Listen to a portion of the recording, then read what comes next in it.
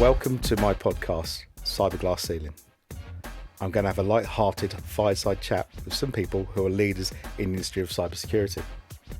Prominent for the fact that they are women, people of colour, LGBTQ, or just different.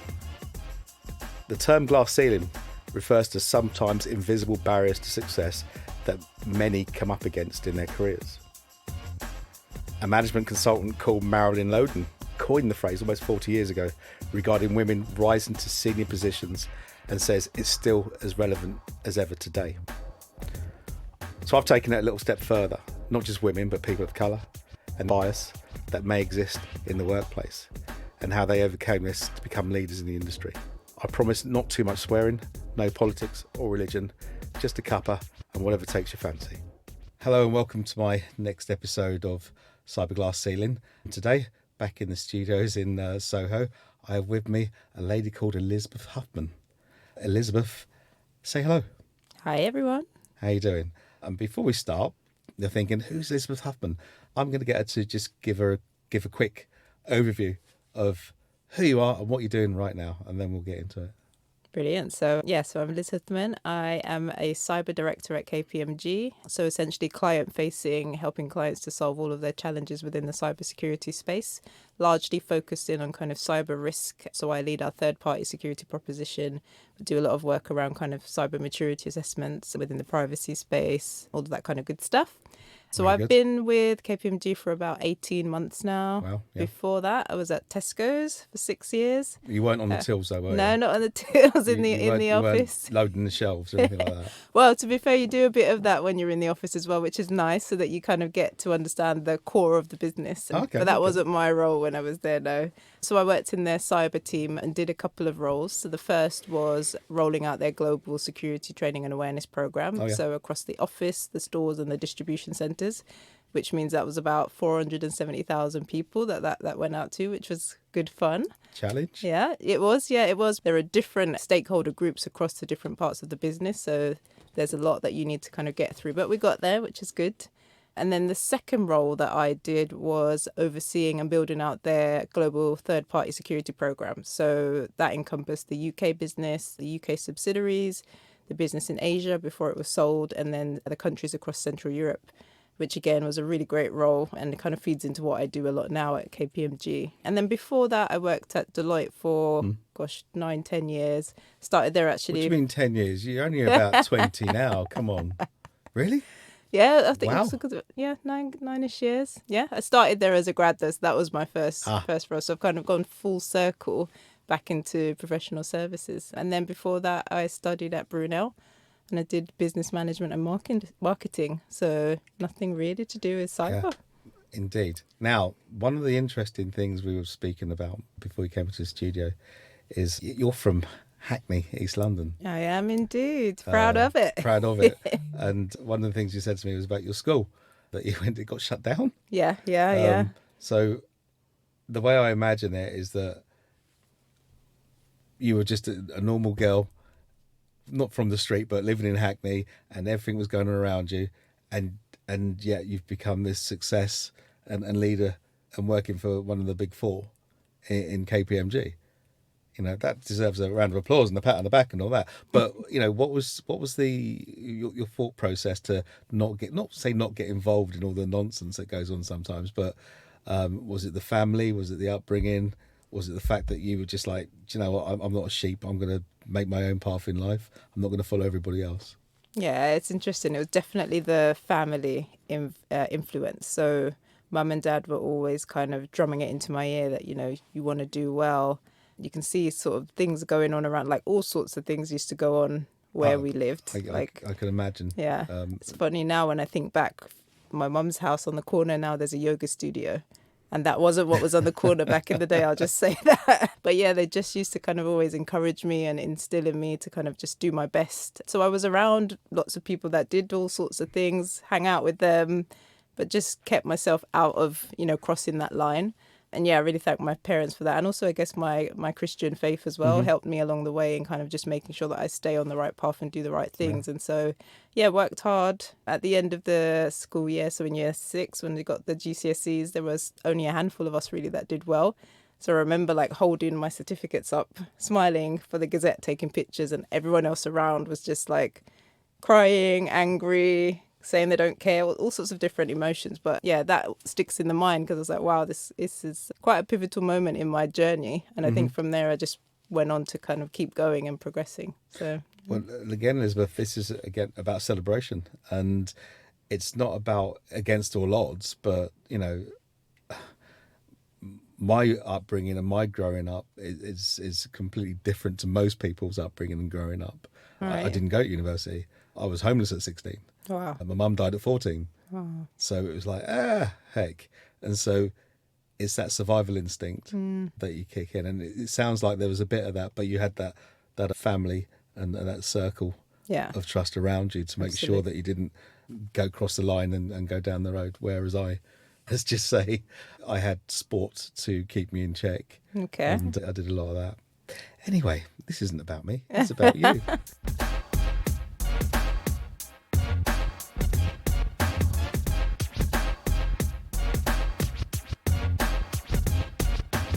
So let's get into it. Your first ever job. Oh, so I think my first job was pretty cool, actually. I used to work in the Link. I don't know if you remember it, the phone shop with the purple background, white writing, the Link. I'm going to say I have no idea. No, but they were part of the Currys group anyway. So, Okay. yeah, when I was in college, I got a role there basically as a sales assistant, so selling pay-as-you-go phones, but the gold dust was contracts. But it was cool because at the time I got to like play with all the latest devices before other people. So people would always say, "Oh, Liz, what's coming out next?" I'd be like, "Oh, yeah, I can't tell you, you'll see it soon." I've just had a flashback to a Channel 4 program called Phone Shop. Do you remember that? Yeah, Was it anything like that? yeah, sometimes.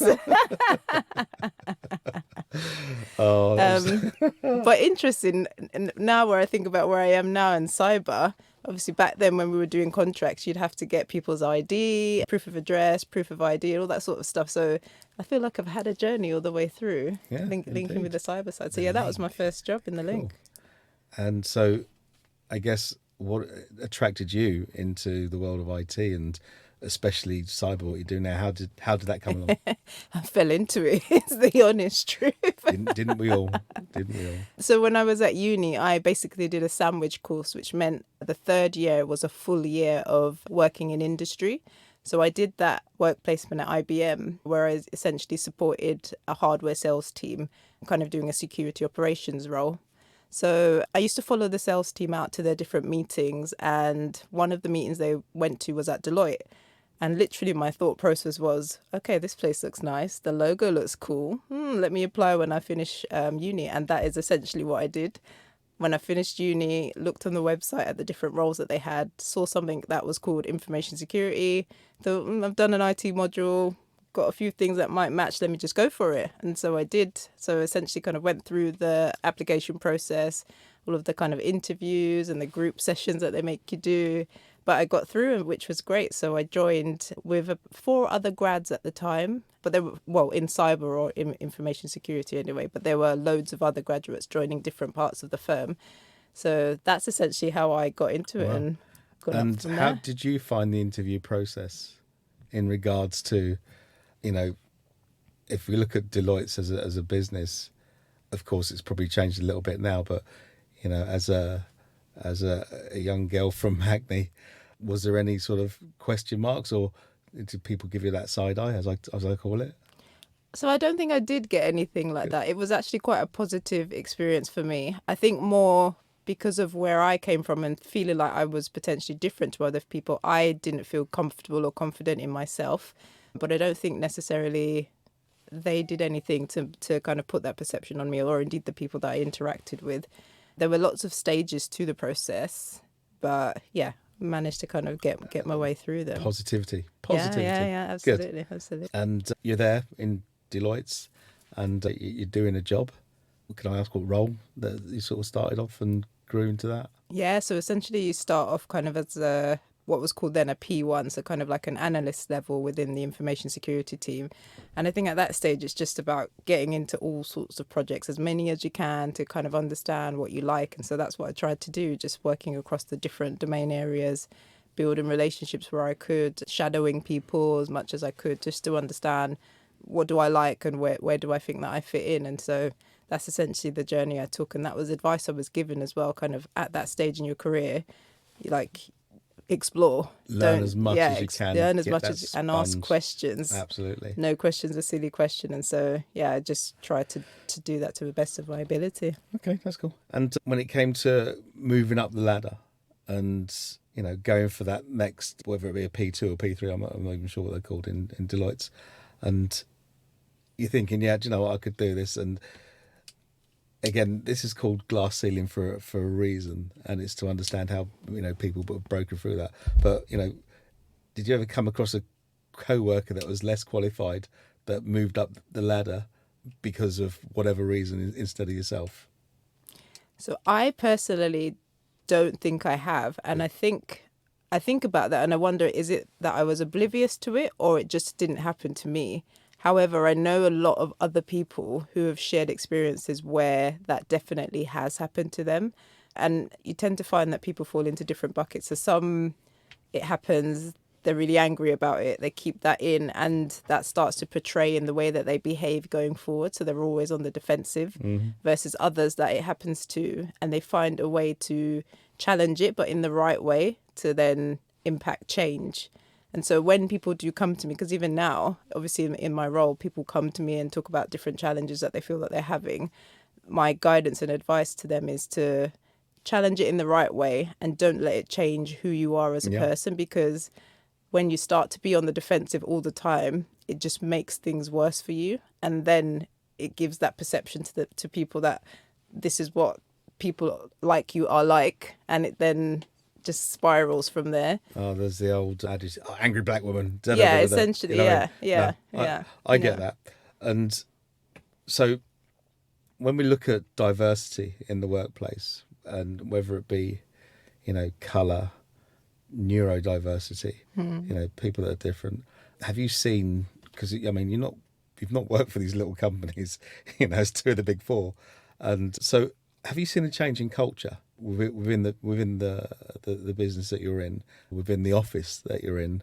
Is it more diverse than it was when you first started? You as one of the leaders in the business, have you brought anything to the table about, you know, looking at, you know, whether it be more diverse and a different culture? So absolutely, there is change that has happened. And actually part of the reason why I took the role at KPMG is because the recruiter who approached me was really bold in saying that they are looking for more diverse hires. And I thought, oh, no one's ever said that to me when trying to approach me for a role. And so that got me to kind of speak to the partner, speak to different people in the firm to understand, well, what actually does that mean? What are you doing?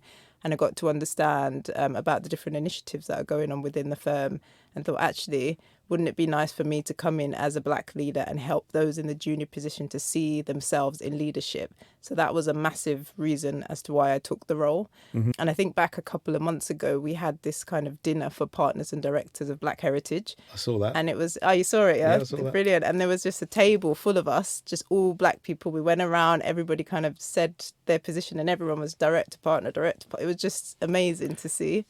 And it's, you know, I go back, because I'm really old, so if I go back, you know, 10, 15 years, that wasn't the case. Yeah. And this is why it needs to be celebrated. Absolutely. And like I said, this is never going to be a bitch fest about anything but a celebration of how people of colour, women of colour, have raised through the ranks to become directors, become managers, become leaders. And, you know, this podcast is all about, do you know what? If you're listening, you can do it. Absolutely. Yeah, you can do it. Yeah. And, you know, Elizabeth bringing you in today is like, yeah, do you know what? Breath of fresh air. We're going to go for a break and we're going to come back on the other side. C-Vision International is a global event and advisory firm dedicated to convening leading visionaries in an exclusive environment for peer-to-peer collaboration. Our programs highlight critical business challenges and deliver the best available applied sciences aimed to change the world. Your vision is our mission. Let us help you build your company's future today, not tomorrow. And welcome back to my latest episode of Cyber Glass Ceiling. And with me, I have Elizabeth Huthman from KPMG. Hi, Elizabeth. Hey. Okay, second half of this. So let's get back into it. We'll talk about bugbears when people from outside the company don't recognise or understand that you're the leader, or you're the manager or whatever, director. Has that ever happened to you? And you know it has, right? Yeah, there are times you kind of go to events or you're in a room with people and you're talking and then they ask, oh, so what do you do? And when I say I'm a director, you see the eyes go big and then they come back down. Like, oh, okay. And I'm like, why does that happen? Is it the braids? Because I wear braids a lot. So, or is it the way I talk, or just because I'm just being myself? I don't know, but if I was to meet you in a work environment or an event environment, because again, the celebration is you are a director, but you look very young. You know, I know. Why, thank you. Black people, we know black don't crack, right? You know, I'm 110 underneath all this, but of course, the assumption would be that you must be one of the juniors, or you're here to do that, and the reaction, which makes me laugh all the time. When I remember I was doing some business in the Bank of England, and I was the guy, and the shock and the sort of blood drain from this guy's face when was he looking around you like that? Exactly. Absolutely ignored me, walked past me, and was looking for a guy called Charles James, and I'm like, yeah, me. And of course he'd spoken to me, but he hadn't had a clue what I looked like. Again, this is back in the day before LinkedIn was a thing. Yeah. And I found it funny because I just watched the blood drain from his face when he messed up. But no, I get that. And I mean, you go to these events now, and I guess you speak at these events, and like I said, the world's slightly different today. But, with a lot of the people I interview, it still happens. And it's not just about colour, it's about gender as well. And you've still got folk out there that don't recognise that. Yeah, why can't you be a leader as well as being black, as well as being a female? Yeah. And I'm glad you said that there's lots of initiatives out there, and that's one of the things that sort of dragged you to KPMG and attracted you to KPMG. So that's kind of cool. So we're both in cybersecurity. We are indeed. And I want to touch on it quickly because where you work with a lot of businesses around their cybersecurity challenges. So without delving into the secrets, what's the recurring theme that you're finding within cybersecurity and the threat landscape? Yeah, so I would say, and obviously I speak to clients like across different industries, right? And the two things that are always kind of front of mind as being worry areas are ransomware and third-party compromise. So a lot of clients come to us to say, these are the threats that we're concerned about. What can we do about that? Can you look into the controls that we've got to see whether there is anything we need to do to improve in these areas? So those are definitely the two areas. And they're looking more to see how they can use technology to kind of support that process, because obviously now there are only finite resources in an organization. People are busy. And so they're looking to see how can automation support that, or things like continuous control monitoring, or how can we kind of get more involved with our peers to support one another in this journey and not see it as we can't share information in that respect. So those are the types of things that clients always come to us to talk about. Another thing is around kind of cyber insurance. So a lot of people come to us and kind of say, well, is it worth having it? We're confused about the benefits of it versus the cost and the amount of things to go through to actually get a policy. We did this event recently with some organisations, and one of them said they look to kind of be insurable but don't get the insurance, which I thought was an interesting take, because essentially it means you pull your control environment up to the right level but don't necessarily go for the policy, and then they invest that in things like cyber response services. So that was an interesting angle. Yeah, I spoke with my last episode, Lorraine Todd, who's the Global IT Director for Laythwaite Wines. And we both have the same sort of thought. It's a case of, you mentioned insurance. And I remember as a youngster, someone said to me, well, there's insurance and there's assurance. Yeah. When you take out car insurance, it's not a case of you're going to have an accident, but you may have an accident. No. Assurance, is that I'm assured something's going to happen. We live, we die. Yeah. Yeah. Yeah. So when it comes to cyber insurance, interesting, because Lorraine and I were speaking about it, and our take is that it's not a case of if, but when. In terms of an attack, right? Yeah, absolutely. I And agree on that point. when it does happen, how are you prepared? Yeah. And it's about the preparedness of an attack, whether it be a third party or as you call it, ransomware or whatever it may be. And of course, it was highlighted a few weeks ago now. Was it last week or the week after before, when a payroll company was attacked through third-party software and application. Yeah. BBC and was it BBC, BA, yeah, and someone else loads of others, yeah. got attacked. And so I don't know enough about cyber insurance, but it's an interesting one. And KPM, your job doing that due diligence, making so people call it cyber ready. We're in this business, and practical cybersecurity advice you would give to your family, your friends, regarding their everyday.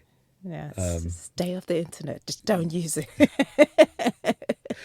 No, honestly, I think a lot of friends and family are so carried away with this whole social media life, and so everything's about click here, click there, like this, like that, show everything that you're doing. So my advice is just be conscious of what you're sharing on these platforms and how you're doing it, how frequently you are, how much you're exposing essentially of yourself, because the power of that passive reconnaissance is immense. Like, attackers can literally go through, gather all this information about someone and put together a very factual, profile of an individual. So that's one of the things that I always say to people: just be conscious of how much you're sharing and what you're sharing and why you're sharing it and who you're sharing it with, and your settings on different profiles. Like, do you need to have it public, or can you close it down? Like all those kind of little things. And obviously when it comes to attacks, like phishing is still that very most common approach that we see as initial compromise. So just reminding people around,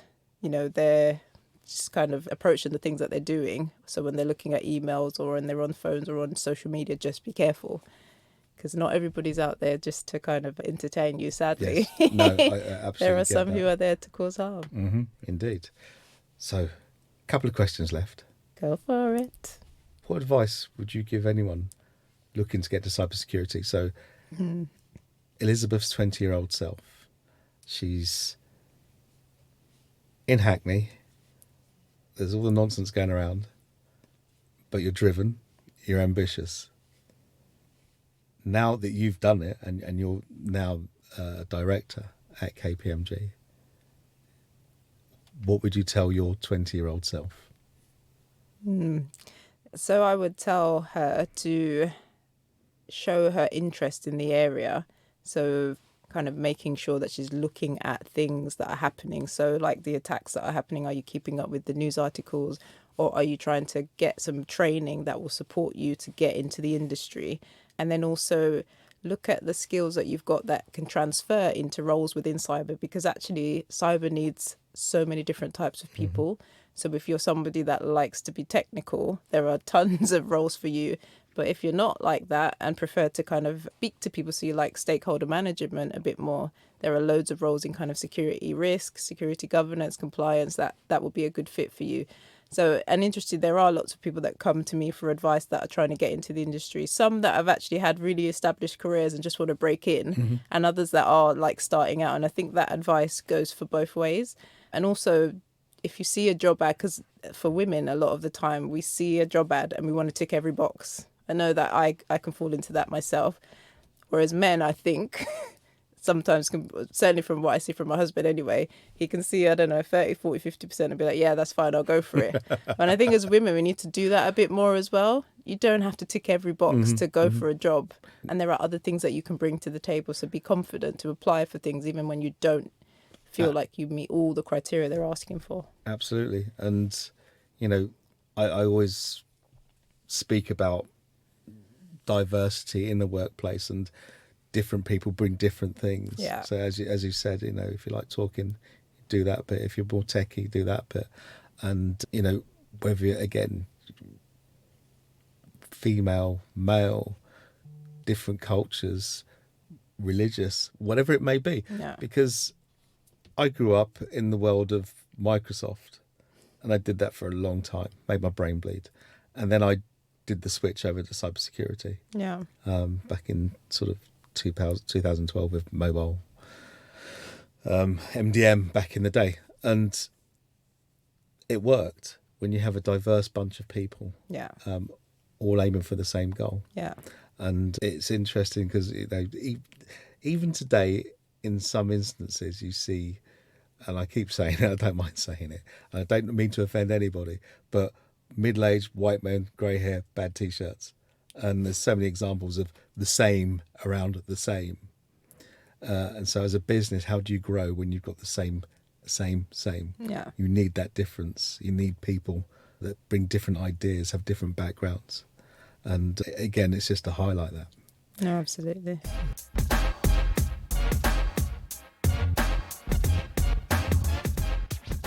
So, on that, you spoke about you have children. Yes. You spoke about your husband. So, what do you do for fun?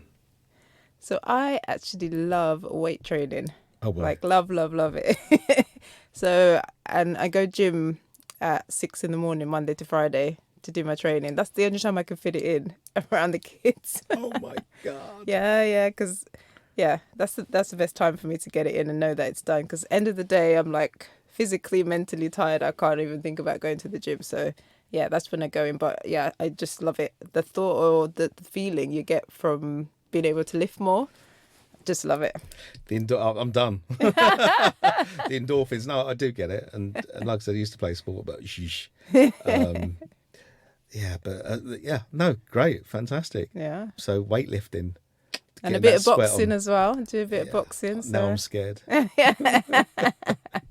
Get all the frustrations out, It is.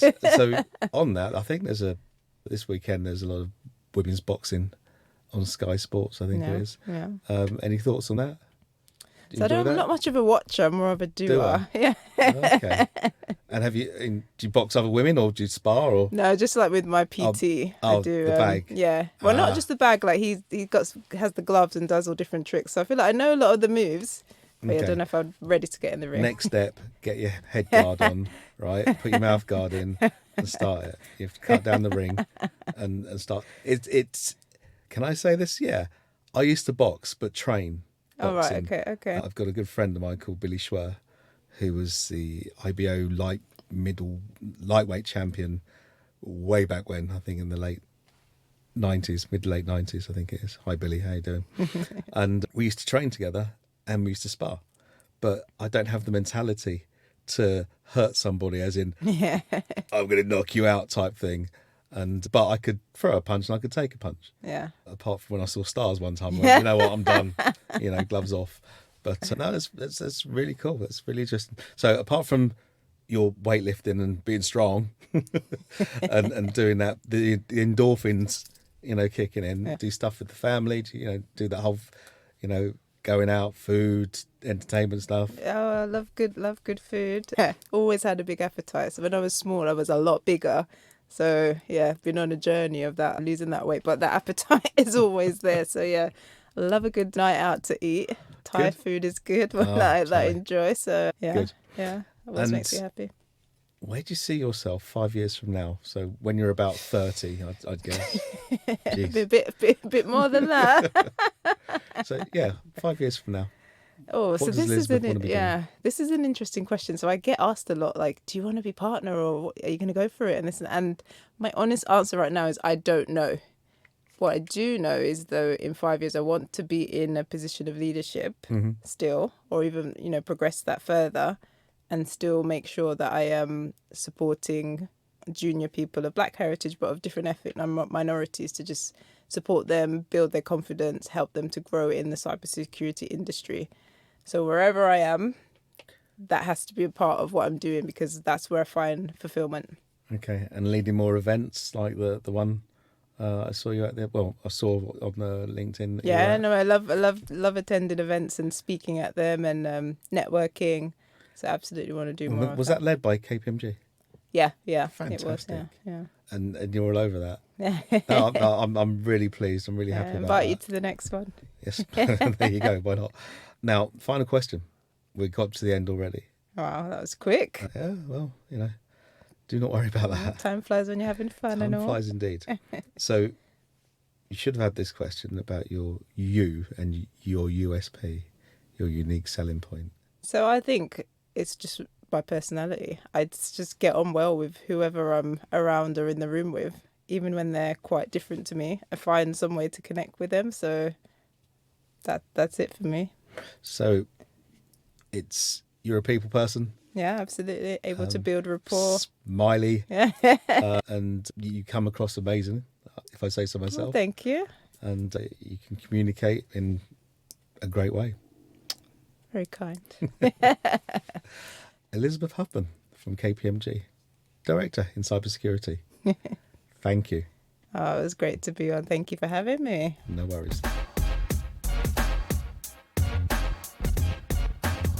This episode was brought to you by Salt Cybersecurity, part of Salt Group, who specialise in providing trust across digital channels by helping major financial institutions verify the identity of their users and authenticating high-value transactions in the UK and globally.